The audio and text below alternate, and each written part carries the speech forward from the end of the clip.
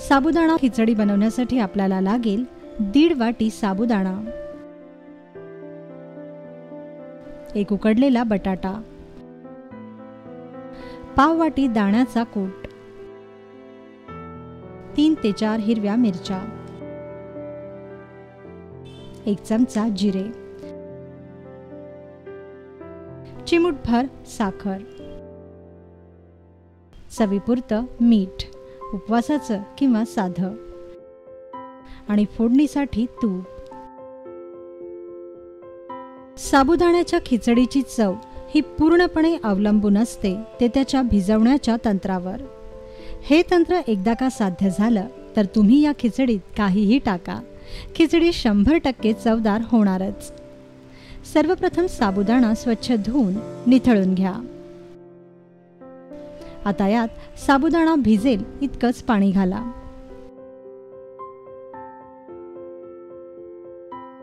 बारा तासांसाठी हा साबुदाणा भिजवत ठेवा।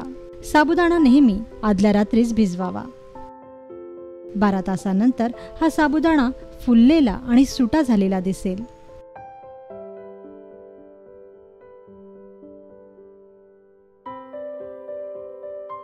आता एका प्लेटमध्ये भिजलेला साबुदाणा काढून घ्या व त्यावर दाण्याचा कूट पसरवून छान मिसळून घ्या।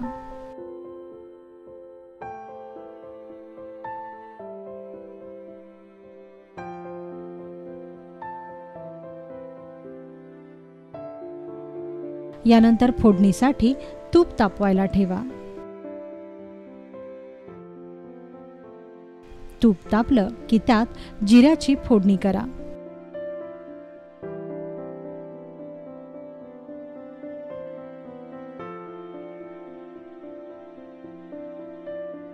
जिरे तडतडले की मग यात चिरलेल्या हिरव्या मिरच्या घाला।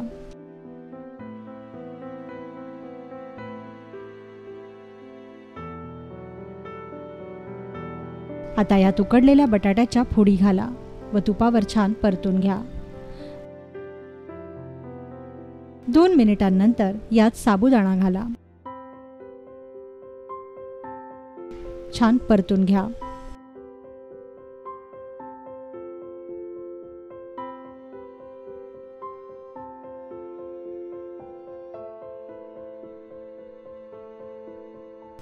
साबुदाणा परतल्यानंतर यात चवीपुरतं मीठ आणि चिमूटभर साखर घाला। आता 5 मिनिटांसाठी हा साबुदाणा शिजू द्या। जर तुमच्या उपवासाला कोथिंबीर किंवा लिंबाचा रस चालत असेल तर तुम्ही यात कोथिंबीर आणि लिंबाचा रस घालू शकता। बऱ्याच जणांना साबुदाण्याची खिचडी सुटी आणि कोरडी आवडते, तर काही जणांना मऊ आणि ओलसर आवडते। जर साबुदाण्याची खिचडी झाकण लावून शिजवली तर ती मऊ आणि ओलसर होते, आणि झाकण न लावता शिजवली तर ती अगदी कोरडी राहते। त्यामुळे आपल्या आवडीप्रमाणे ही खिचडी शिजवून घ्या। 5 ते 7 मिनिटात तयार होईल उपवासाची साबुदाण्याची खिचडी।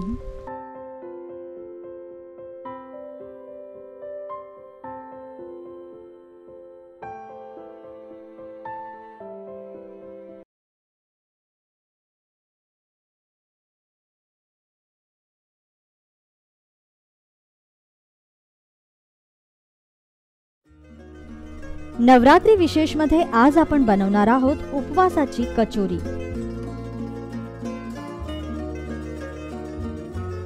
उपवासाची कचोरी बनवण्यासाठी आपल्याला लागेल उकडलेले 2 बटाटे, 1 वाटी किसलेला ओला नारळ,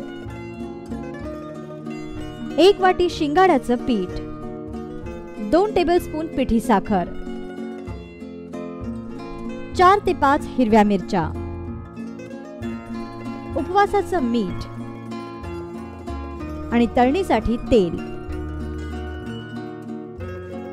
प्रथम हिरव्या मिरच्या खलबत्त्यात कुटून त्याची पेस्ट करून घ्या। मग एका पॅन मध्ये ओले खोबरे, हिरव्या मिरच्यांची पेस्ट आणि पिठी साखर घालून हे मिश्रण छान परतून घ्या।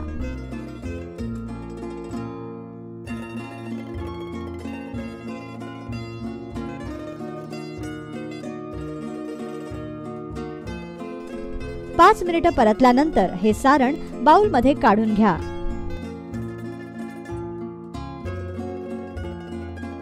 आता उकडलेल्या बटाट्यांमध्ये शिंगाड्याचं पीठ आणि मीठ घालून चांगलं एकजीव करा।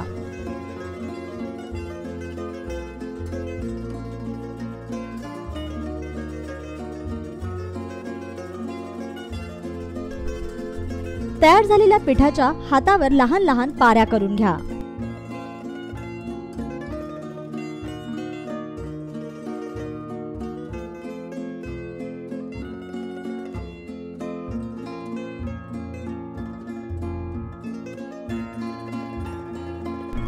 या पाऱ्यांमध्ये नारळाचं सारण भरा आणि कचोऱ्या बनवून घ्या।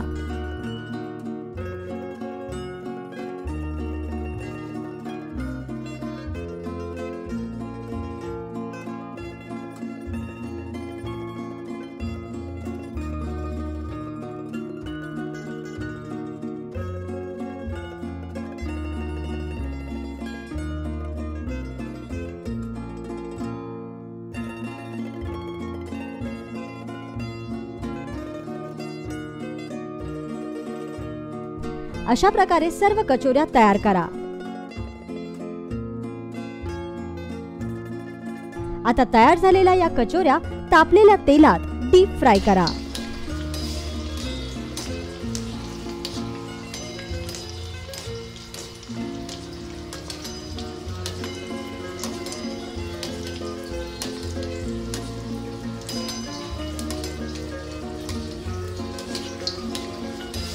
छान सोनेरी रंगावर या कचोऱ्या तळून घ्या।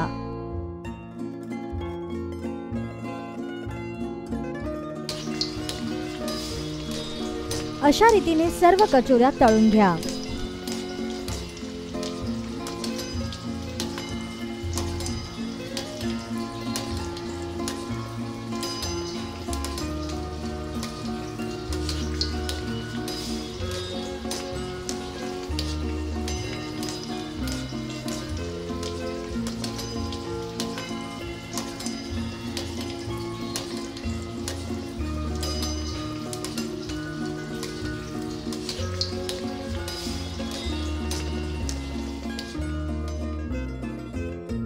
अतिरिक्त तेल शोषण्यासाठी ऑइल ॲब्झॉर्बर पेपरचा वापर करा। दही किंवा उपवासाच्या चटणी सोबत सर्व करा गरमागरम तिखट गोड अशी उपवासाची कचोरी।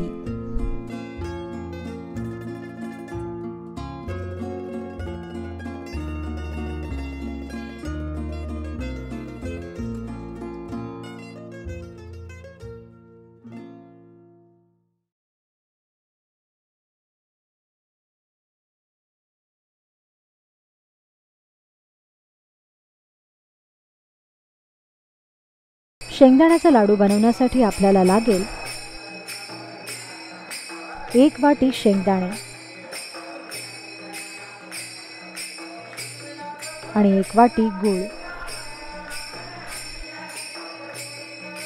सर्वप्रथम शेंगदाणे तव्यात भाजून घ्या।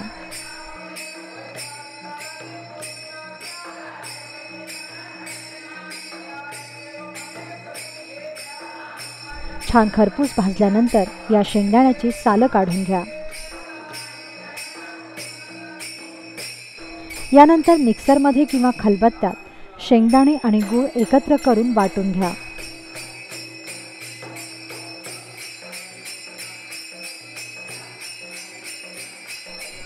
आता वाटलेली ही भरड एका परातीत काढून घ्या।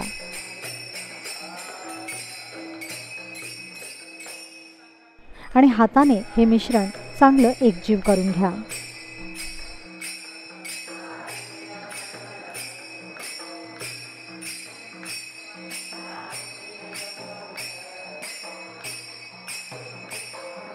यानंतर शेंगदाण्याच्या आणि गुळाच्या या भरडीचे असे लाडू वळून घ्या।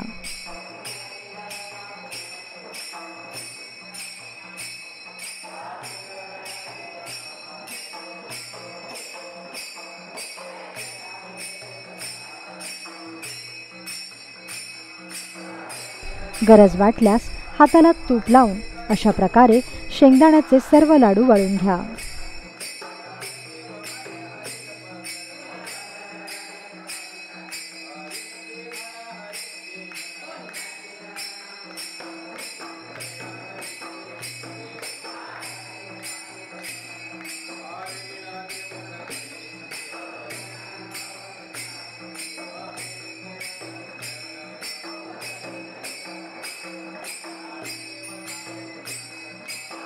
तयार झाले शेंगदाण्याचे लाडू.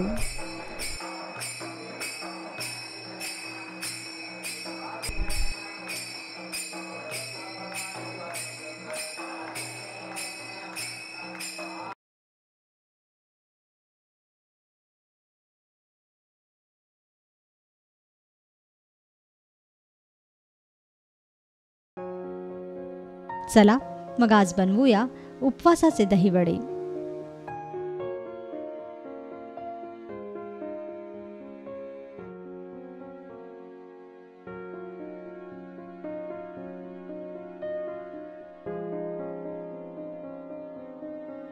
ते दहीवडे बनवण्यासाठी आपल्याला लागेल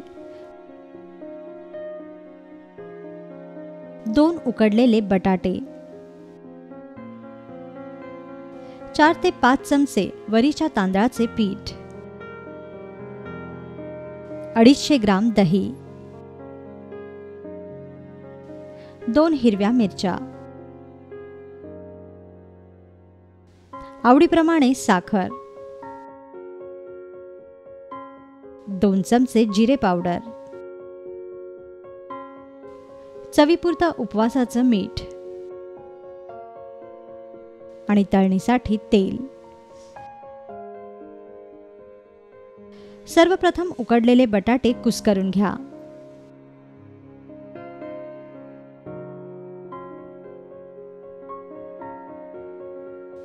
मग यात चिरलेल्या हिरव्या मिरच्या घाला. नंतर यात वरीच्या तांदळाचं पीठ घाला. मग यात जिरेपूड आणि चवीपुरतं उपवासाचं मीठ घाला. आता हे मिश्रण छान एकजीव करून घ्या.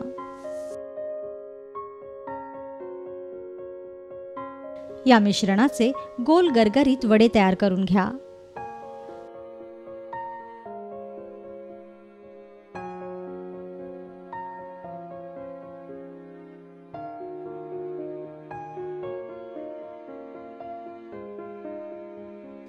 यानंतर तापलेल्या तेलात हे वडे खरपूस तळून घ्या.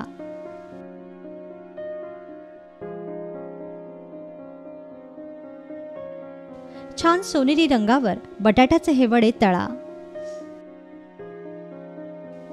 तळलेले हे बटाटे वडे तुम्ही उपवासाच्या चटणीसोबतही खाऊ शकता. आता तयार करून घेऊया दही. त्यासाठी एका बाउलमध्ये दही काढून घ्या. आवडीप्रमाणे या दह्यात साखर घाला.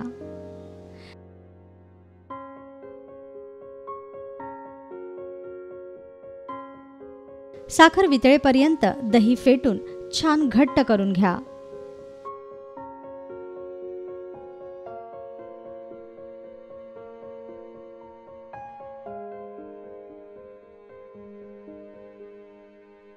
दही जास्त घट्ट असल्यास यात गरजेप्रमाणे पाणी घाला.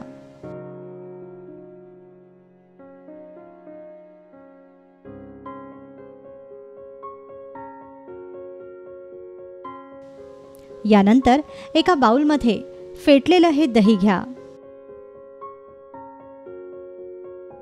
मग या दह्यात तळलेले बटाटे वडे घाला.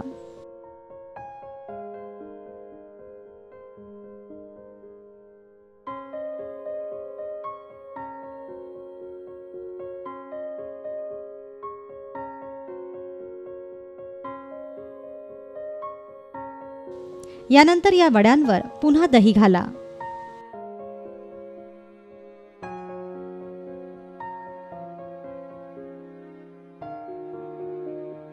दह्यामध्ये वडे छान घोळसून घ्या.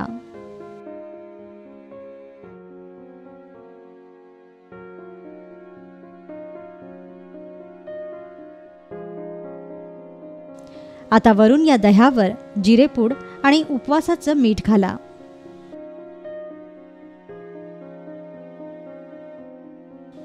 तयार झाले उपवासाचे खमंग असे दहीवडे.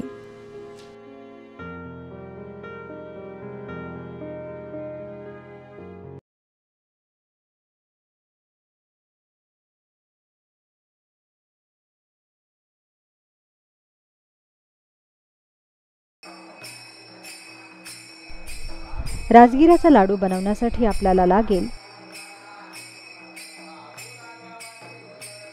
100 ग्राम राजगिरा, 100 ग्राम चिक्कीचा गूळ आणि 3 ते 4 चमचे तूप. सर्वप्रथम एक जाड बुडाची लोखंडी कढई तापवायला ठेवा. कढई तापल्यानंतरच थोडा राजगिरा यात घाला आणि कपड्याने दाबून अशा प्रकारे राजगिरा फुलवून घ्या. 2 ते 3 मिनिटात राजगिऱ्याच्या लाह्या फुलायला सुरुवात होईल. लक्षात ठेवा की राजगिऱ्याच्या लाह्या फुलवताना अगदी थोडा थोडा राजगिराच कढईत घ्यावा आणि कढई जर जास्त तापली असेल तर राजगिरा करपण्याची शक्यता असते. त्यामुळे मंद आचेवरच या लाह्या फुलवून घ्या किंवा कढई तापवून गॅस बंद करून घ्या आणि मग लाह्या फुलवा. थोडा थोडा करत अशा प्रकारे सर्व लाह्या फुलवून घ्या आणि मग या लाह्या परातीत काढून घ्या. आता या तापलेल्या कढईत 1 ग्लास पाणी घ्या आणि यात गूळ घाला.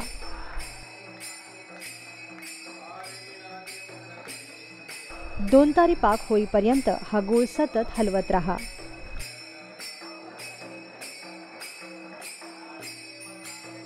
साधारणतः 5 मिनिटात गूळ वितळेल आणि पाक बनायला सुरुवात होईल. राजगिऱ्याच्या लाडूला कधीही चिक्कीचा गूळ वापरा. यामुळे राजगिऱ्याच्या लाडूचा रंग बदलणार नाही आणि जर तुम्ही चिक्कीचा गूळ वापरला नाहीत तर हा राजगिऱ्याचा लाडू हलकासा तांबूस होण्याची शक्यता असते. यानंतर एका लहानशा वाटीत गार पाणी घ्या आणि त्यात पाकाचे 2 थेंब घाला. जर हा पाक गुळाला चिकटला तर समजा की गुळाचा 2 तारी पाक तयार झाला. पाक तयार झाला की मग यात फुलवलेल्या राजगिऱ्याच्या लाह्या घाला आणि 2 ते 3 मिनिटांसाठी हे मिश्रण चांगलं परतून एकजीव करून घ्या.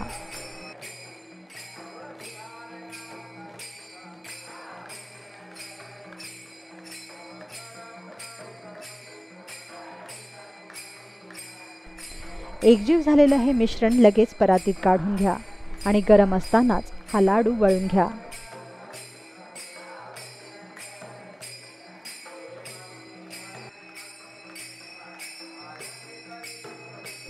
लक्षात ठेवा की लाह्या थंड झाल्यावर लाडू वळता येणार नाहीत.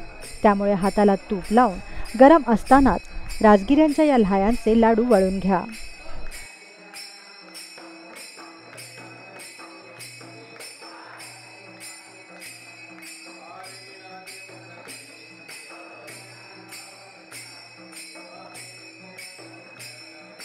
तयार झाले राजगिऱ्याचे लाडू.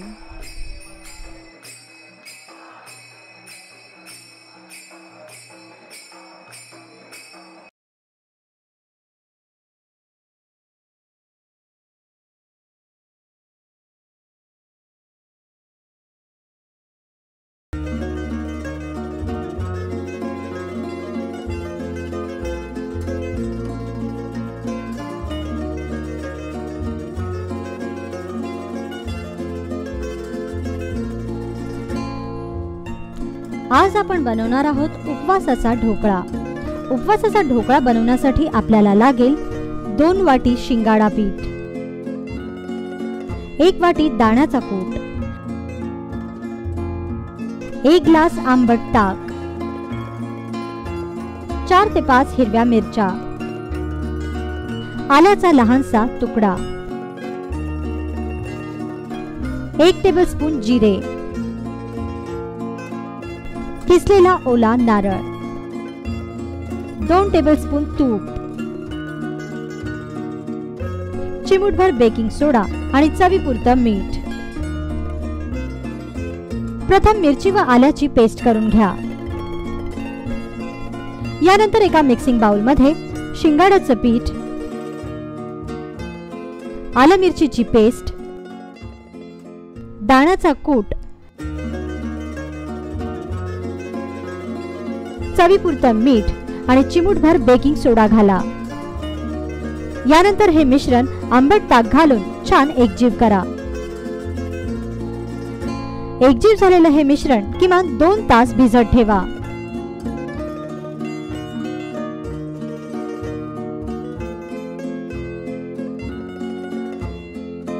मग स्टीमरच्या भांड्याला तेलाचा हात फिरवून भिजवत ठेवलेलं हे मिश्रण या भांड्यात ओतून घ्या।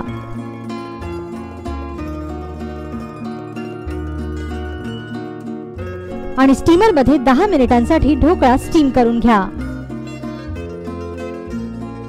10 मिनिटांनंतर वाफवलेला हा ढोकळा स्टीमर मधून काढून घ्या आणि गार होऊ द्या। गार झाल्यानंतर या ढोकळ्याच्या वड्या कापून घ्या।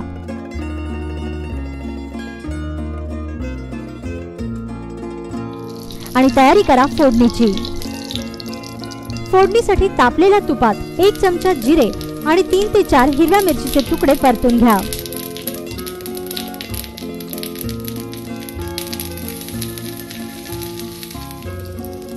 आता ही फोडणी कापलेल्या ढोकळ्यावर पसरवा आणि त्यावर किसलेला ओला नारळ पेरून घ्या। तयार झाला तुमचा उपवासाचा शिंगाड्याचा ढोकळा।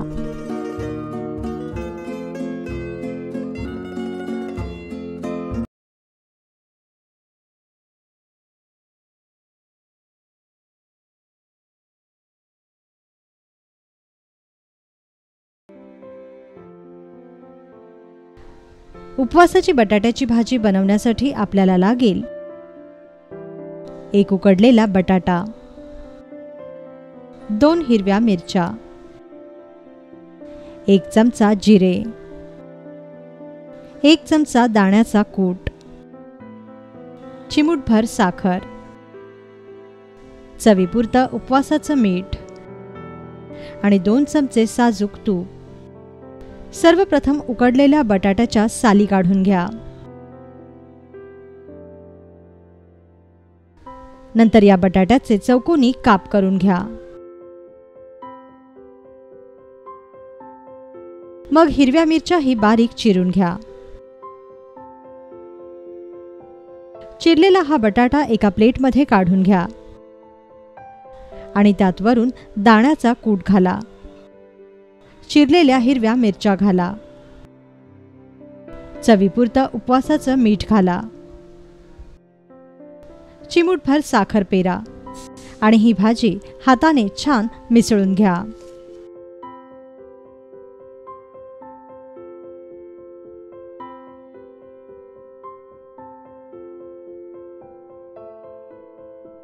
यानंतर पॅन मध्ये तूप तापवा।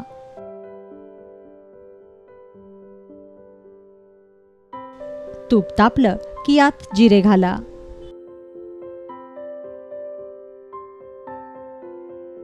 जिऱ्याच्या फोडणीचा छान खमंग सुवास सुटला की मग यात बटाटे घाला आणि तुपावर ही भाजी छान परतून घ्या। मंद आचेवर बटाट्याची ही भाजी परतत रहा। बटाटे उकडून घेतल्यामुळे झाकण ठेवून ही भाजी शिजू देऊ नका, याने भाजी जास्त चिकट आणि ओलसर होईल। मंद आचेवर फक्त 5 मिनिट ही भाजी परतून घ्या। तयार झाली उपवासाची बटाट्याची भाजी। तुम्ही आपल्या आवडीप्रमाणे या भाजीवर लिंबाचा रस किंवा किसलेला ओला नारळही पेरू शकता। अगदी झटपट तयार होणारी आणि चवीला अतिशय खमंग लागणारी उपवासाची बटाट्याची भाजी नक्की करून पहा।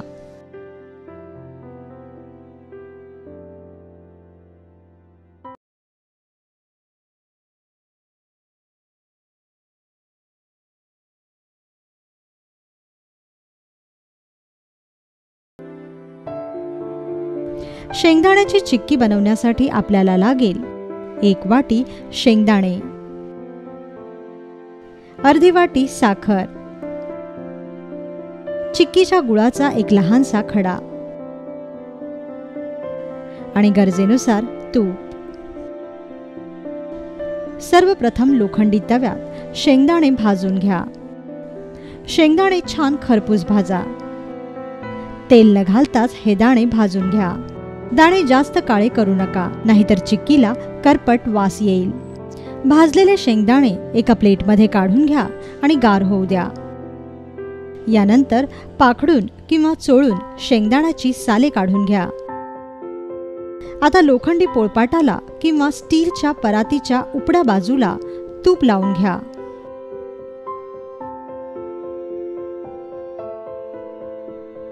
लाटण्यालाही भरपूर तूप लावा.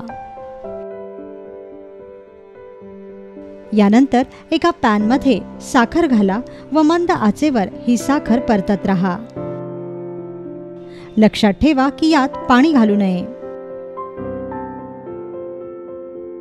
आता या साखरेतच गुळाचा खडाही घाला आणि वितळू द्या.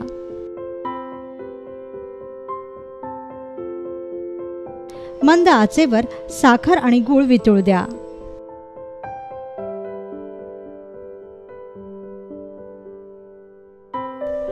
चमच्याने हळूहळू ढवळत राहा.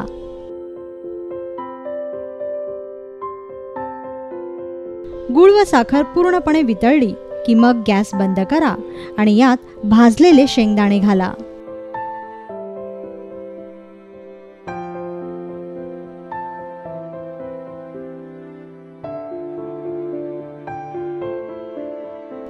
आता हे मिश्रण लगेच गरम असतानाच तूप लावलेल्या परातीवर काढून घ्या.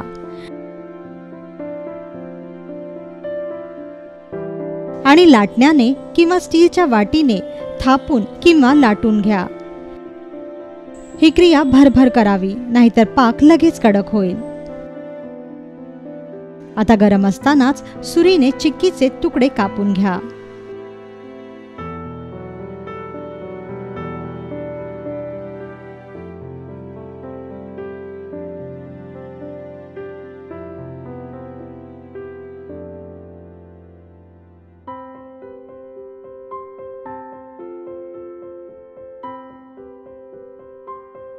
गार झाले की चिक्कीचे आपसुकच तुकडे होतील.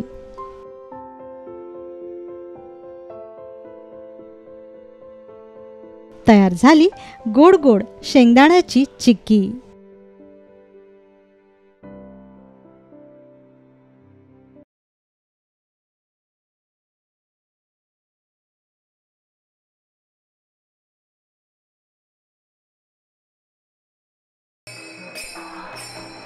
रताळ्याची खीर बनवण्यासाठी आपल्याला लागेल 1 रताळ, 150 ग्राम गूळ,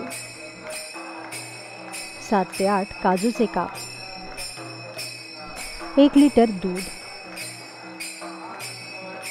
आणि 3 ते 4 चमचे साजूक तूप. सर्वप्रथम वाहत्या पाण्यात रताळं स्वच्छ धुवून घ्या.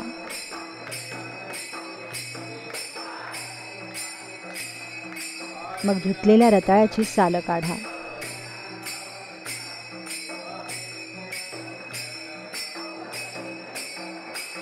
यानंतर एक किसणी घ्या आणि या किसणीने रताळं किसून घ्या.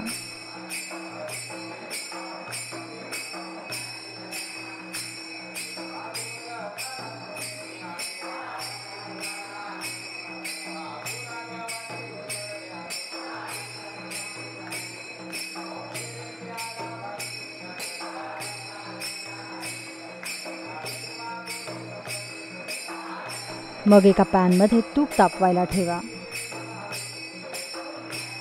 आणि तापलेल्या तुपात काजूचे काप घाला.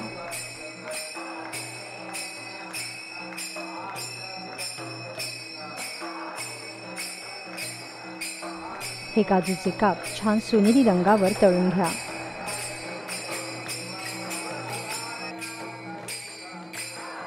यानंतर किसलेलं रताळं या तुपात घाला आणि रताळ्याचा किस तुपावर छान परतून घ्या.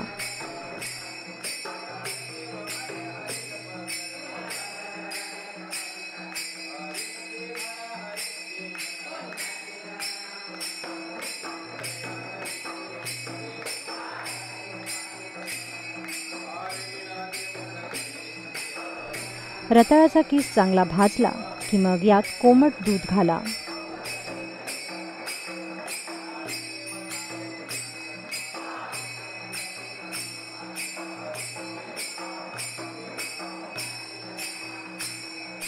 दूध घालताना आच अगदी मंद ठेवा, नाहीतर दूध फाटण्याची शक्यता असते. लक्षात ठेवा की रताळ्याच्या खिरीसाठी तापवून गार केलेलं दूधच वापरायचं आहे.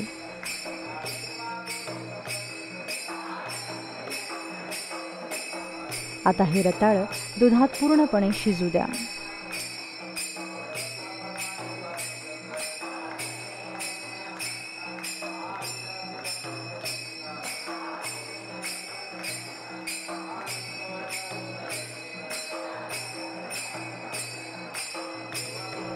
दूध खाली लागता कामा नये म्हणून ही खीर सतत ढवळत राहा.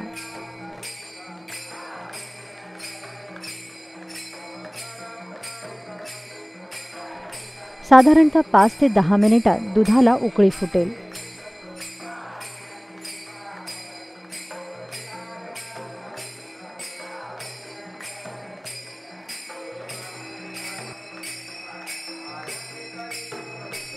दुधाचा रंग बदलला आणि दूध आटू लागलं की गॅस बंद करा.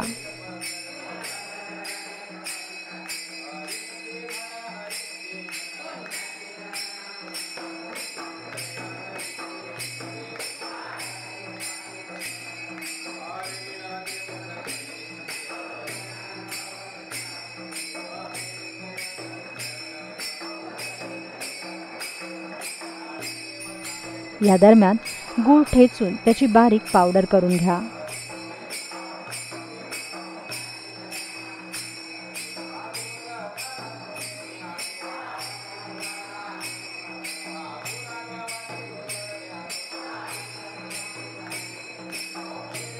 आणि गार होत असलेल्या खिरीत हा गूळ घाला.